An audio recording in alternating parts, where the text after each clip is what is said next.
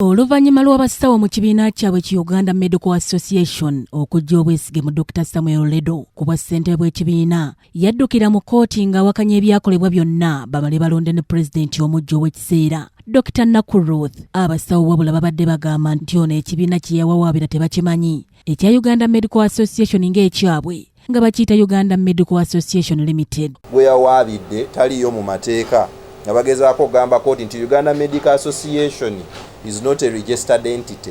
Tebawandiisibwanga n'olw'ensonga eyo tebasobola kutwalibwa mu kkooti. Ekirundi yakonfaminze n'alaga munno ffe tuli Uganda Medical Association Limited. Tetwateekayo certificate n'emu n'oludda luli tetwalinayo certificate naye yeyo yokka ebadde nga ensonga gye tutaagadde mu nsala weeno naye era esobola obeera nga esalibwawo mu maaso awo ng'omusango omukulu gutandise obuwulirizibwa. So mu kumaliriza tewali kintu na kimu kiziza Dr. Oledo mu ofiisi eno ey'abasawo abaali bamugjamu kkooti eyimiriza buyimiriza nega site. Omulamuzi Musa Ssekaana mu kuwa ensala ye ayimiriza buli kimu ekyakolebwa abasawo mu kibiina kya UMA omuli okujja obwesigye mu Dr. Oledo saako n'okulonda ssentebe omujja kyokka nga bannamateeka b'enjuyi zombi bakubaganya empawa ku ntaputa y'amateeka. Kubeera nga bino ebiwulirizibwako ate bikola bitya biyimira biremu okukyuka kkooti eremu okusalawaako okusembayo ng'ate byesalawo byakola bitya byakyuka dda. Ekyokubiri kkooti kyesinziddeko kwe kuba nti senga tewabeerawo okuyimirizibwa kwa bintu bino Dr. Oledo ajja kufiirwa nnyo oba ajja kulumwa nnyo okusinga ate bali abali side zeeri mu mateeka kye tuyita that he will suffer irreparable damage. Ne banne wabadde basoma ensala weeno eya kkooti bagisomye mu bitundu oba kiyita okusomera ebbaluwa mu bbaasa. Kkooti ebiragiro byayo bibadde bibiri ng'oggyeko ekyokuba mbuno waliwo ebyagwawo nga 6 waliwo ebyakolebwa nga 18 ebyo babisiteyinze busiteyinze baga ebyo bisooka bikomaawo nga we biri. Kitwale nti ode nebeera nga lockdown we baba bakugalidde emubende ne bagala lockdown erumi osigala wa gy'oli. Kkooti tesazizaamu biki ebyaliwo nga 18 naye egambye bugambi ebyo bisiteyingibwe. Oluvannyuma Dr. Oledo ng'ayambibwako Oledo Elvis Ssemuyaba atuuzizza olukuŋŋaana lw'abannamawulire era n'ategeeza nga kkooti bwemukkiriza okudda mu kifo kye kyokka nga ye munnamateeka wa UMA Stanley Okechyo agamba nti kino si kituufu. Kitegeeza ki ekyo?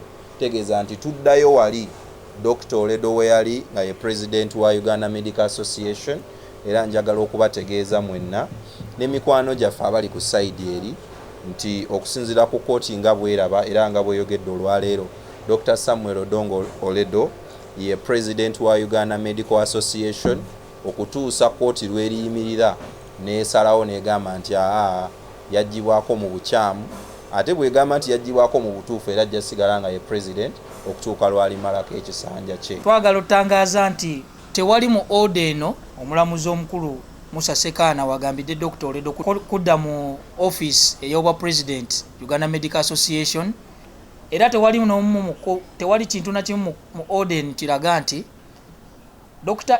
Nakku aveeko ku office eyamuweebwa ng'amaze olondebwa nga 18 nga president.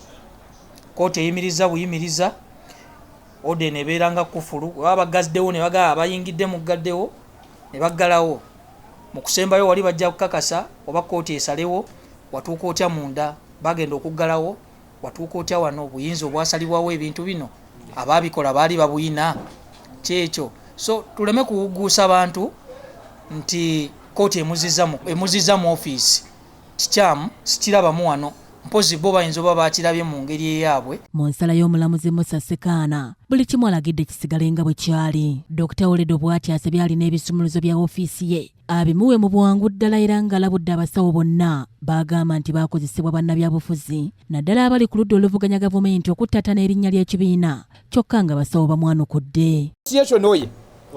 Dr. Oledo mu ntebe eyo nkomawo mu ofiisi era nsaba alina ebisumuluzo byange nkubidde sekretary musange ku gate ngende nkwasaganye emirimu gyange okulaba nti n'abasawo baffe bafuna emirimu abasalwana ntalo zaabwe lwakuba tebaagala omukulembeze gwanga nedda tebagenda kikola nga ndi mu ntebe nga Dr. Oledo ng'omukulembeze w'abasawo ekyo tetujja kikkiriza. Ate n'ekyokubiri, bw'obanga oyina obuzibu n'omukulembeze w'eggwanga noonya emitendera emirala okumulwanyisa.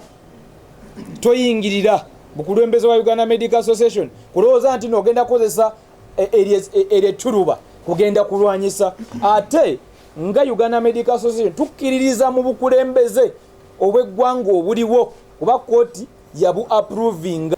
Tosobola kufukamirira mu kyambalo ekyo n'ogamba nti gw'okebedde omukulembeze. Mu maaso awo twatangazamu ne tubuuza oba yalina olukusa lw'omukulembeze otubuulira ebifa ku bulamu bwe obibuulira public consent eyo. So kikulaga nti ono yeenoonyeza bibye.